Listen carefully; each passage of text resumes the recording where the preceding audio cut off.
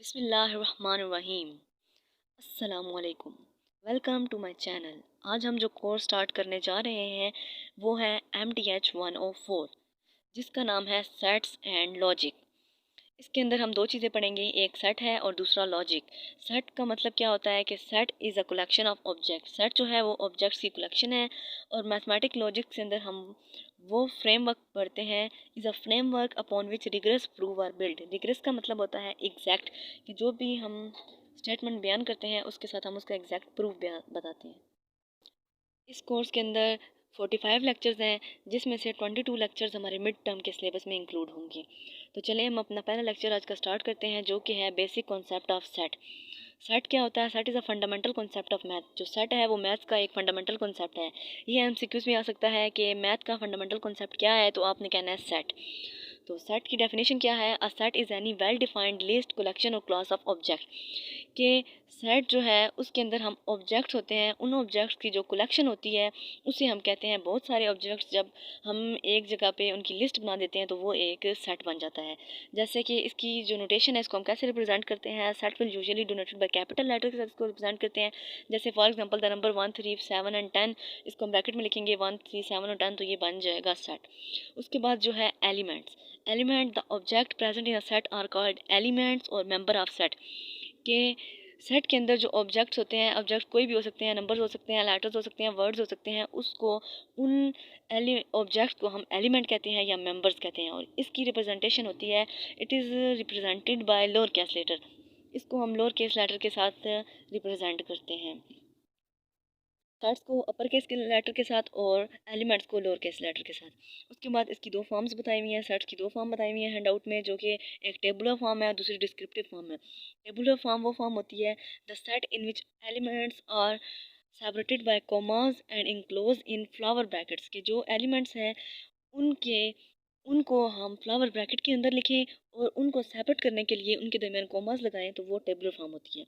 उसके बाद जो दूसरी फॉर्म है वो है डिस्क्रिप्टिव फॉर्म। वो define a particular set by stating properties which its element must satisfy. कि जब भी हम किसी सेट को कहें कि उसकी प्रॉपर्टीज़ पहले ही बता दें कि इस सेट के अंदर ये प्रॉपर्टीज़ होंगी और वो प्रॉपर्टीज़ उस सेट का एलिमेंट्स जो है वो सेटिस्फाई करें, तो उसे हम डिस्क्रिप्टिव फॉर्म कहते हैं। जैसे कि for example let B be the set of all even numbers, then we use a set, usually x, to represent an arbitrary element and we write b is equal to x। अब ये line है, इसका मतलब होता है such that x is even, तो x even होगा, और इसको हम लोग सेट बिल्डर फॉर्म भी कहते हैं। उसके बाद हमारा जो टॉपिक है वो है यूनिवर्सल सेट। यूनिवर्सल सेट क्या होता है?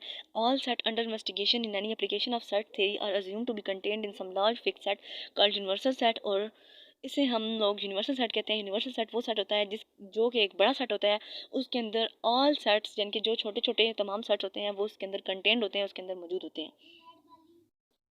यूनिवर्सल सेट को हम यू के साथ रिप्रेजेंट करते हैं। यूनिवर्सल सेट क्या होता है? एक बड़ा सेट होता है जिसके अंदर तमाम छोटे सेट्स मौजूद होते हैं। उसके बाद एम्पटी सेट। एम्पटी सेट वो सेट होता है जिसके अंदर कोई भी एलिमेंट मौजूद ना हो। A set which contain no element, और इसे हम नल सेट भी कहते हैं, और इसको हम फाइव के साथ रिप्रेजेंट करते हैं। फाइव होता है जीरो डाल के लाइन। उसके बाद इसकी एग्जांपल है, for example the set s is equal to x that x is a positive integer, x square is equal to 3। कि कोई भी ऐसा पॉजिटिव इंटीजर है x जो कि जिसका हम स्क्वायर लेंगे और वो 3 आएगा। तो ऐसा कोई भी पॉजिटिव नंबर नहीं है जिसको हम लोग जिसका स्क्वायर लें और वो 3 आए, तो इसका मतलब ये s जो है वो एक एम्प्टी सेट है। उसके बाद सबसेट। सबसेट क्या होता है? Suppose every element is a set a is also element of set b। कोई भी एलिमेंट सेट ए का है और वो सेट बी के अंदर भी मौजूद होगा, तो उसे हम कहते हैं सबसेट कहते हैं।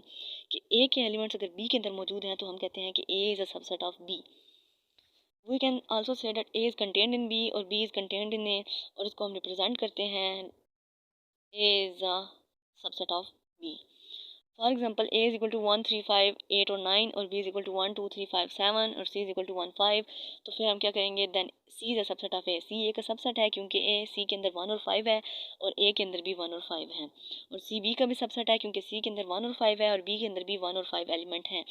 और बी जो है वो ए का सबसेट नहीं है क्योंकि बी के अंदर 1 2 3 5 7 है और ए के अंदर 1 3 और 5 है, बट 2 और 7 नहीं है। उसके बाद कुछ प्रॉपर्टीज़ हम सेट की देख लेते हैं। इसके अंदर 4 प्रॉपर्टीज़ बताई गई हैं।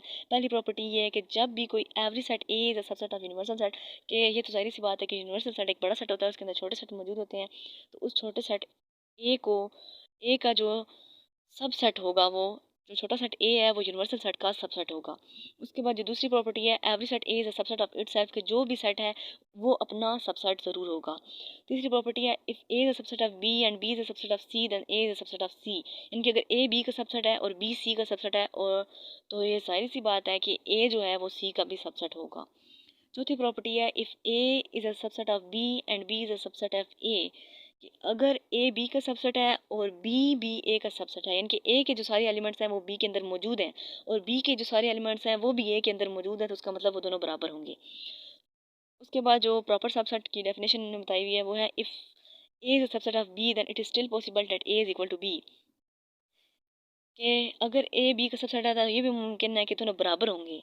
When A is a subset of B but A is not equal to B then we say that A is a proper subset of B, कि जब ए बी का सबसेट हो बट दोनों बराबर ना हो तो वो प्रॉपर सबसेट होता है। जैसे कि A is equal to 1 2, B is equal to 1 3 2। अब देखिए ए जो है वो बी का सबसेट है, क्योंकि ए के अंदर दो एलिमेंट्स हैं और वो दोनों एलिमेंट्स बी के अंदर मौजूद हैं, तो उसका मतलब ये ए बी का सबसेट है। एक प्रॉपर्टी तो सही होगी। दूसरी बात क्या है कि A is not equal to B.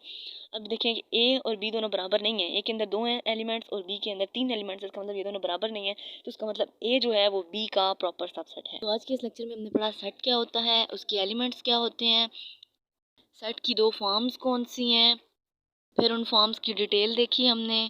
उसके बाद हमने पढ़ा यूनिवर्सल सेट क्या होता है, एम्पटी सेट क्या होता है, फिर हमने पढ़ा सबसेट क्या होता है। उसके बाद हमने सेट्स की चार प्रॉपर्टीज़ देखी और उसके बाद हमने पढ़ा प्रॉपर सेट क्या होता है। उम्मीद करती हूँ कि आपको मेरा लेक्चर समझ आया होगा। तो कैसा लगा आपको मेरा लेक्चर, कमेंट सेक्शन में बताइएगा। तब तक के लिए अल्लाह हाफिज़।